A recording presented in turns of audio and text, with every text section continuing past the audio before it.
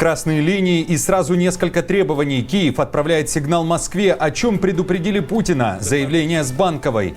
Война на два фронта. Китай борется с тарифами Трампа и грубо отвечает Зеленскому. Как в Пекине попросили президента прикрыть рот. Почему? Разборки в России. В Москве называют дикостью и средневековьем события в Чечне. Что известно о внутреннем скандале? Выборы президента Украины в Киеве ответили, когда это может произойти, и одновременно с тем намекнули, что Кремль должен готовить деньги. Что происходит? Досмотрите. Всем привет, это «Время Прядко». Коротко, четко и по делу о том, о чем говорят в мире. Если вам есть что сказать, делитесь своими мыслями и отвечайте на мои вопросы в комментариях. За лайк и подписку буду особенно благодарен. Время начать. Конфликт Китая и Украины выходит на новый уровень. Пекин и Киев спорят о китайцах, которые попали в плен в ВСУ в Донецкой области. О том, что представители КНР решили повоевать на стороне России, говорит украинская сторона. В сети уже есть видео допросов, признаний, паспортов и так далее. Китай при этом настаивает своими любимыми традиционными словами: масло в огонь не подливают. Bloomberg тем временем пишет: Китай осуждает Зеленского за его заявление. У Си Цзиньпиня недовольны и критикуют Банковую за громогласные сообщения, которые называют при этом безответственными, о том, что не менее 155 китайцев воюют на стороне РФ. Я хотел бы еще раз подчеркнуть, что Китай не является создателем украинского кризиса и не является заинтересованной стороной. Мы являемся твердым сторонником и активным сторонником мирного урегулирования кризиса. Китайское правительство всегда просило своих граждан держаться подальше от зон вооруженных конфликтов и избегать участия в вооруженных конфликтах в любой форме.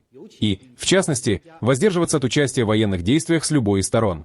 Зеленский при этом уверен, что Китай прекрасно знает о том, где находятся их граждане и как воюют на стороне России. Отреагировали на пленение китайцев и в США. Там намекают на то, что собираются как-то реагировать. Как, не ясно. Представитель Совета национальной безопасности США Брайан Хьюз заявил, что если китайское правительство позволяет своим гражданам воевать от имени российского правительства, это будет тревожной эскалацией, и США рассмотрят возможные действия в дальнейшем. Москва при этом не подтверждает, что вербует китайцев, там защищают Пекин и уверяют, что Зеленский делает неверные заявления. Это не так. Китай занимает взвешенную позицию. Китай – это наш стратегический партнер, друг, товарищ. И Китай всегда занимал весьма и весьма взвешенную позицию, поэтому Зеленский не прав. И еще об одном фронте, на котором Китай решил держать удар. Это торговая война с США. Из интересного и последнего: Нацуправление кинематографии Китая объявило, что ограничит ввоз голливудских фильмов, и такой удар решил нанести Пекин в ответ на рекордные пошлины, введенные Трампом.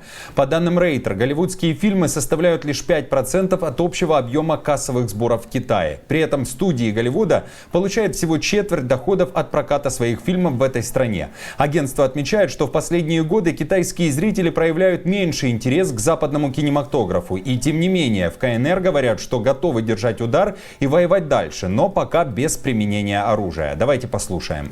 Мы никогда не будем стоять в стороне и смотреть, как законные права и интересы китайского народа ущемляются, и не позволим попирать международные торговые правила и многостороннюю торговую систему. Если США будут настаивать на продолжении тарифной войны или торговой войны, Китай будет сражаться до конца.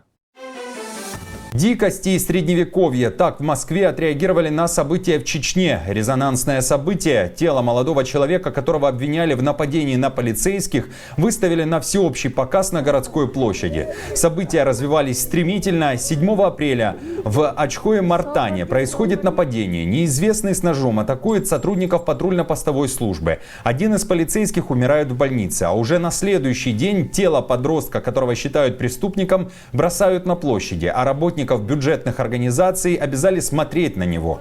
Кадыров настаивает на депортации из республики родственников нападавшего. При этом в сети широко обсуждаются кадры того, что происходило на площади. В чеченских пабликах пишут о том, что уходить не разрешали, несмотря на то, что женщинам было плохо, они рыдали. В Москве при этом сделали громкое заявление и осудили такие методы. По-моему, это дикость, средневековье. Никаким нормам права это не соответствует и не может соответствовать. Человечество развивалось, чтобы уйти от кровной мести, от смертных казней и того, чтобы выставлять жестокость на всеобщее обозрение. Так что происходящее, по-моему, это культурный и цивилизационный шаг назад. И главное, что это совершенно не работает. Многочисленные исследования подтвердили, жестокие наказания не сокращают число преступлений.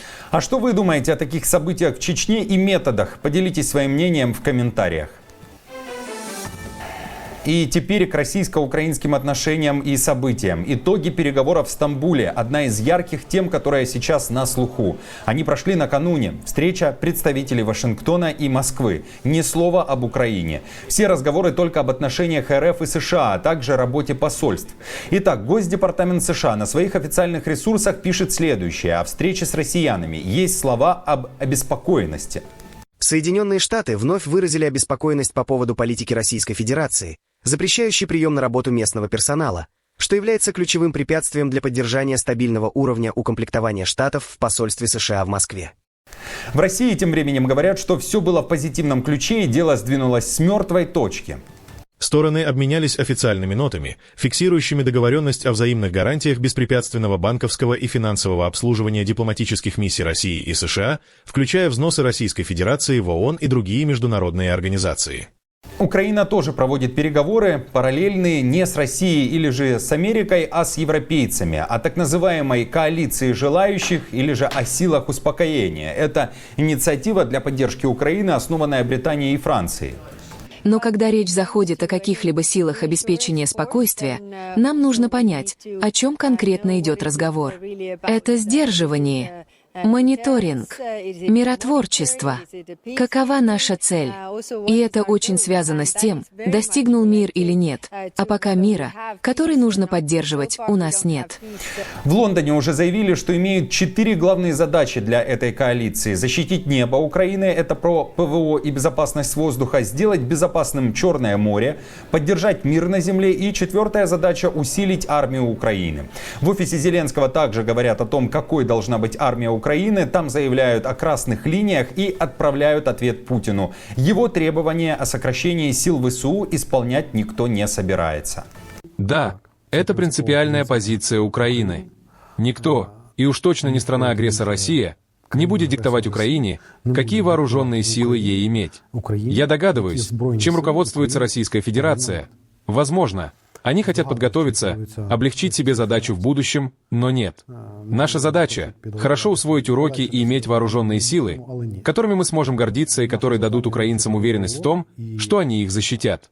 Напомню, что отказ Украины от НАТО, а также сокращение ВСУ до численности меньше 100 тысяч – это одно из требований Путина, которое было озвучено еще в Стамбуле в 2022 году, во время переговоров Киева и Москвы. Еще одним недавним требованием Кремля была и смена власти в Украине. Зеленского Путин считает недоговороспособным и нелегитимным.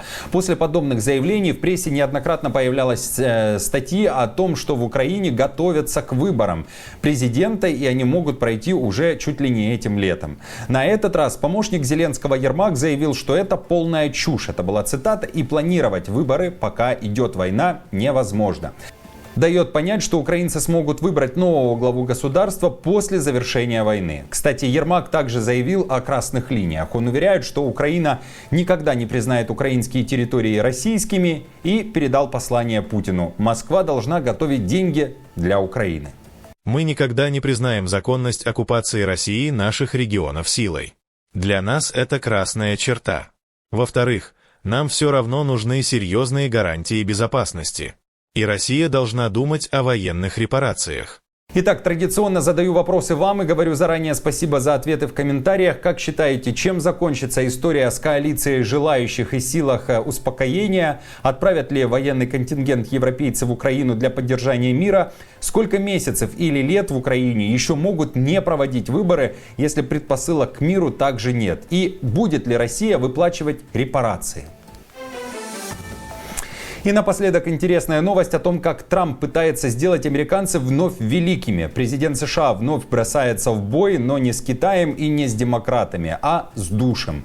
Он объявил настоящую войну слабому напору воды. Его главное требование, чтобы вода лилась как Ниагарский водопад. О новой битве Трампа пишет Нью-Йорк Таймс. Издание уточняет, президент подписал указ о смягчении ограничений на напор воды в американских душевых лейках. Указ предписывает министру энергетики Крису Райту сайту отменить определение тех самых душевых леек, впервые введенное президентом Бараком Обамой. Теперь никакой экономии, лимитов, ограничений, только напор, только хардкор. Напомню, что Трамп много лет был недоволен ограничениями, которые вводили его предшественники. Он жаловался на то, что не может спокойно ухаживать за своими волосами. Давайте послушаем, что он сказал недавно в Белом доме. «Я люблю принимать хороший душ, чтобы позаботиться о своих прекрасных волосах. Я стою под душем 15 минут, пока волосы не намокнут. Вода капает, кап, кап, кап. Это смехотворно». Итак, хочется услышать ваше мнение, как вам такая война Трампа с напором? Есть ли у вас подобные проблемы? Жду ваши комментарии под видео. Новости за неделю собраны в плейлист, переходите и смотрите. Если хотите, чтобы это видео увидело больше людей, поставьте лайк, а если у вас есть возможность поддержать канал, в описании есть информация о том, как это сделать. До встречи!